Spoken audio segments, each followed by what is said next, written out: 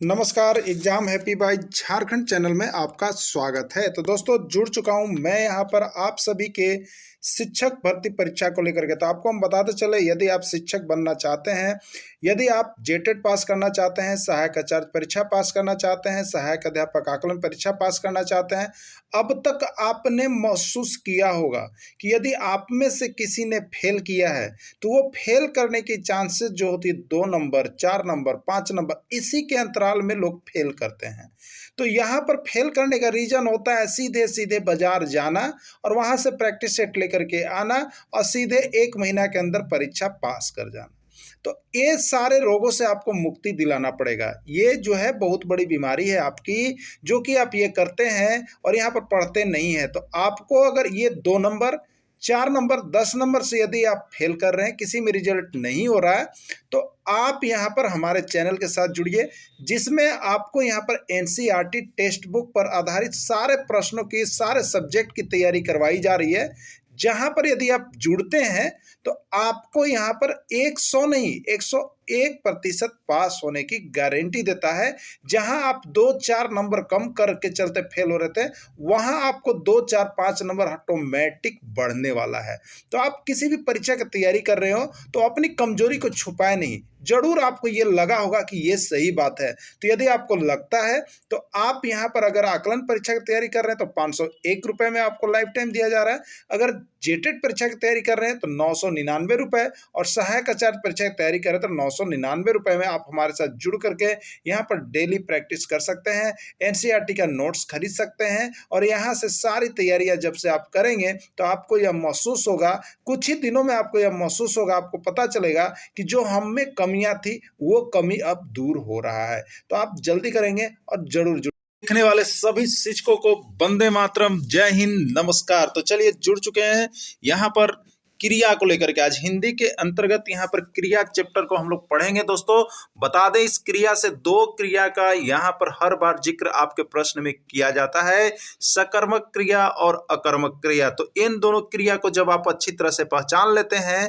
तो आपको यहाँ से 2 नंबर मिलने वाले हैं। तो बस वीडियो के अंत तक जुड़े हुए रहिएगा, बने हुए रहिएगा और देखते रहिएगा, क्योंकि आपको यदि गुरुजी बनना है तो हमारे चैनल के साथ जुड़ना है। तो जो भी हमारे चैनल के साथ जुड़े हैं, बहुत से गुरुजी बन गए हैं। तो आइए आज हम यहाँ हिंदी के अंतर्गत सकर्मक और अकर्मक क्रिया को आपको पूरे हम ट्रिक से बताने वाले हैं। अगर समझ में नहीं आई तो भाई आज के बाद चैनल छोड़ के चले जाइएगा, और समझ में आए तो एक लाइक और शेयर जरूर कर दीजिएगा प्यारे मित्रों। तो चलते हैं सकर्मक और अकर्मक क्रिया की ओर हम लोग देखेंगे और बढ़ते हैं। सबसे पहले उससे यहाँ पर हम समझेंगे क्रिया। ठीक है, तो देखिए क्रिया जिस शब्द के माध्यम से वाक्य में कार्य के होने या करने का बोध होता है उससे क्रिया कहते हैं। जैसे राम दौड़ रहा है, एक वाक्य है, ये पूरा वाक्य है। इसमें कौन सा काम हो रहा है?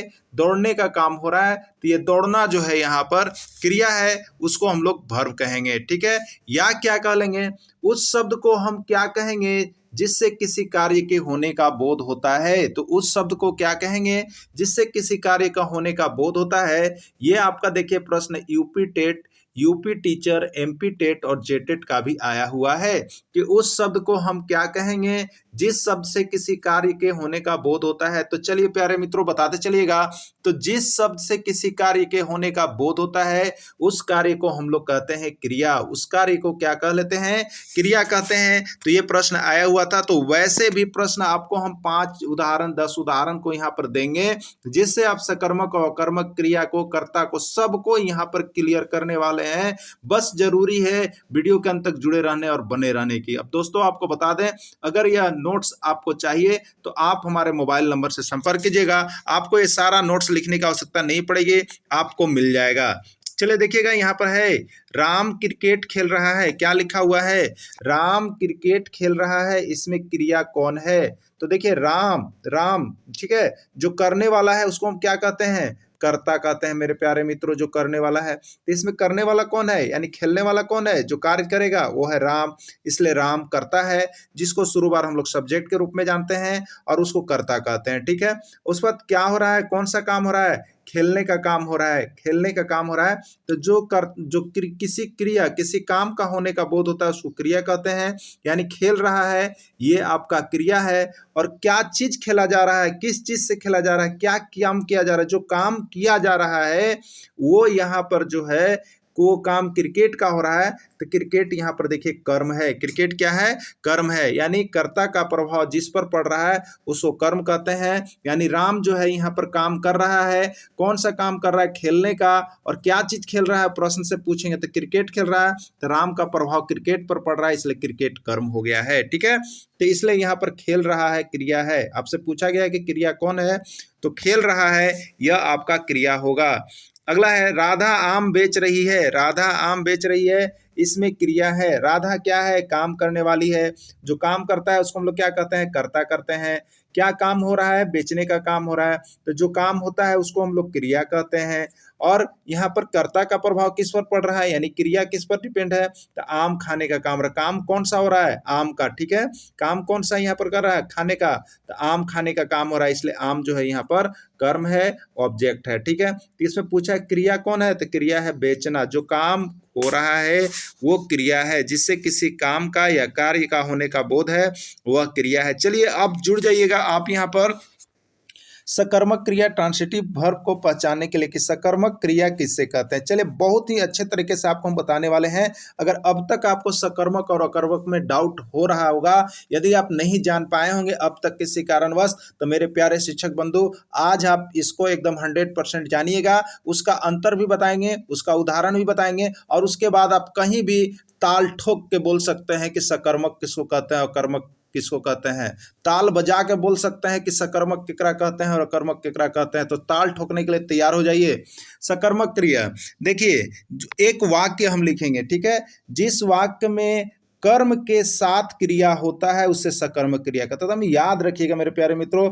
देखिए यहाँ पर सकर्मक, सकर्मक के लिए ट्रिक बनाया हुआ है। स का मतलब है सहित, स का मतलब है साथ, और कर्म का मतलब है कर्म। ठीक है, कर्म का मतलब है कर्म, यानी कर्म के सहित। कर्म के सहित का मतलब क्रिया, यानी क्रिया जो है अगर कर्म के सहित है, माने जो क्रिया हो लिखेंगे हम वो कर्म के साथ होगा तो वो सकर्मक है। जैसे हमने लिखा वह पढ़ता है, पढ़ता क्रिया है, लेकिन उसके साथ कर्म लिख देंगे। क्या, हिंदी पढ़ता है, अंग्रेजी पढ़ता है, तो अंग्रेजी पढ़ता है तो अंग्रेजी ये क्या हो गया, कर्म हो गया। अब पढ़ता है तो ये क्या हो गया, क्रिया है। और राम अंग्रेजी पढ़ता है तो राम करता है। यानी क्रिया जो आ रहा है कर्म के साथ यदि आ रहा है तो वह सकर्मक है। यानी एकदम दिमाग में रख लेना है मेरे प्यारे मित्रों कि स मने सहित, स मने साथ, और कर्म मने कर्म, और क मतलब यह क्रिया। यानी क्रिया जो है कर्म के साथ हो तो उसको सकर्मक क्रिया कहते हैं। ठीक है, अब आप समझ गए होंगे।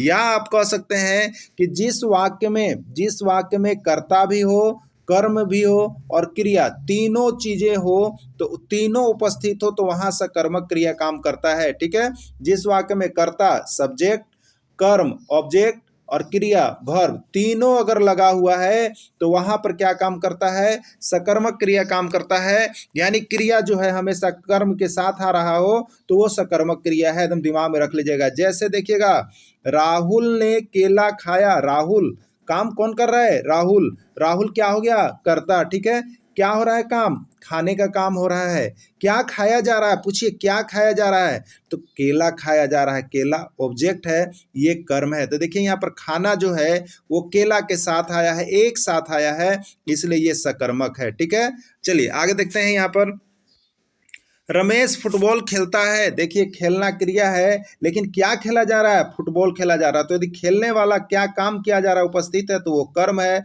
और इधर रमेश जो है करता है।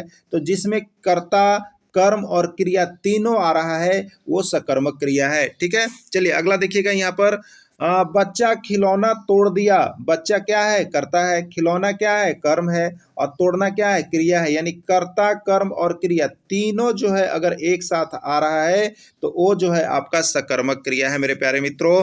तो अब आप सकर्मक को समझ गए होंगे। तो चलिए अब यहाँ पर हम प्रश्न लेकर के आए हुए हैं, जो प्रश्न पूछा गया था आपका, ठीक है। देखिए, सीता आम खा रही है, यह कौन सी क्रिया है। हाई स्कूल परीक्षा में पूछा था और यहाँ पर यूपी टेट के परीक्षा में भी पूछा था। सकर्मक क्रिया है, अकर्मक क्रिया है, सहायक क्रिया है या कोई नहीं। तो चलिए बताइएगा प्यारे बंधु, सीता क्या है, कर्ता है, आम क्या है, कर्म है, और खाना क्या है, वर्ब है। अब बताइए कि सब्जेक्ट, वर्ब, ऑब्जेक्ट या जिसको कह लीजिए कर्ता, कर्म और क्रिया तीनों लगा हुआ है, उसको हम लोग सकर्मक में कहते हैं। तो यह आपका सकर्मक क्रिया में चला जाएगा मेरे प्यारे मित्रों। चलिए ठीक है, अगला भी देखिएगा। आपको यहाँ पर देखिए, नोट्स जो परचेज करते हैं उनके लिए बहुत ही विधिवत हम नोट्स बना के आपको देते हैं दोस्त। तो नोट्स आप पैसा के चलते परचेज करना मत भूलिएगा। यदि एक बार पैसा देखिएगा ना तो लाइफ भर पैसा के लिए पछताइएगा मेरे मित्रों। तो यदि 1000 और 500 के लिए यदि आप पीछे जाते हैं तो आप लाख रुपया कमाने से भी पीछे चले जाइएगा। इसलिए नोट्स जरूर परचेज करते जाइएगा। और एक नहीं, सिर्फ हिंदी की ही नहीं है, सारे सब्जेक्ट का आपको दिया जा रहा है, जहां पर जुड़ करके यदि आप देखते हैं तो आपको हर चीज का क्लियरिफिकेशन मिलेगा। जो आप पढ़ते हैं उससे बेहतरीन आपका पढ़ाई यहाँ पर होगा। तो सभी शिक्षक बंधु जो शिक्षक बनना चाहते हैं, सपना देख रहे हैं शिक्षक का, तो नोट्स जरूर परचेज कर लीजिएगा। अब देखिए, यहाँ पर नोट्स के लिए जिस वाक्य में क्रिया कर्म के साथ लगा हुआ रहता है सकर्मक है। इसमें क्रिया खाना और खाना के साथ कर्म आम लगा हुआ है, अतः वह सकर्मक क्रिया है। चलिए अगला देखिएगा, रमेश पुस्तक खरीद रहा है, यह कौन सी क्रिया है। रमेश पुस्तक खरीद रहा है, रमेश करता है, पुस्तक कर्म है और खरीदना क्रिया है। तो क्रिया के साथ देखिए पीछे लगा हुआ है कर्म, बाएं तरफ, यदि क्रिया के बाएं तरफ कर्म लगा हुआ है तो ये सकर्मक क्रिया होता है मेरे प्यारे दोस्तों। तो ये सकर्मक क्रिया हो गया। देख लेते हैं यहाँ पर अकर्मक क्रिया को। तो सकर्मक को आपने देख लिया, जिसमें क्या होता है, कर्म लगा हुआ रहता है क्रिया के जस्ट बाएं तरफ, उसको हम लोग सकर्मक कहते हैं। अब अकर्मक क्रिया की बात कर लीजिएगा, उसके बाद इसका बताएंगे अंतर और इस पर बताएंगे वस्तुनिष्ठ प्रश्न। एकदम जुड़े हुए रहिएगा, बने हुए रहिएगा और देखते रहिएगा। जिस वाक्य में कर्म उपस्थित नहीं रहता है उससे अकर्मक क्रिया कहते हैं। एकदम दिमाग में रख लीजिए, इसमें कर्म ऑब्जेक्ट नहीं रहेगा, इसमें ऑब्जेक्ट नहीं रहेगा। जिसमें कर्म नहीं रहेगा वो अकर्मक क्रिया है और जिसमें कर्म रहेगा क्रिया के साथ वह सकर्मक क्रिया है। जैसे देखिए, राम पढ़ता है, तो राम क्या चीज है आपका, करता है, और पढ़ना क्या चीज है, क्रिया। अब क्या पढ़ा जा रहा है वो चीज इसमें देखिए नहीं है। तो जो काम किया जा रहा है वो नहीं है, किससे किस चीज से किया जा रहा है, कर्म अनुपस्थित है तो वो अकर्मक क्रिया है। तो याद रखिएगा, जिसमें कर्म अनुपस्थित है, एकदम देखिएगा, एकदम ट्रिक दिमाग में बना लीजिएगा आप लोग। देखिए, सकर्मक में आपको हम बताए थे, देखिए सकर्मक में आपको हम ट्रिक बताए थे, क्या बताए थे, स का मतलब है क्या चीज, स का मतलब है सहित, स का मतलब है साथ, और कर्म का मतलब है कर्म। यानी जिसमें कर्म सहित होता है वाक्य,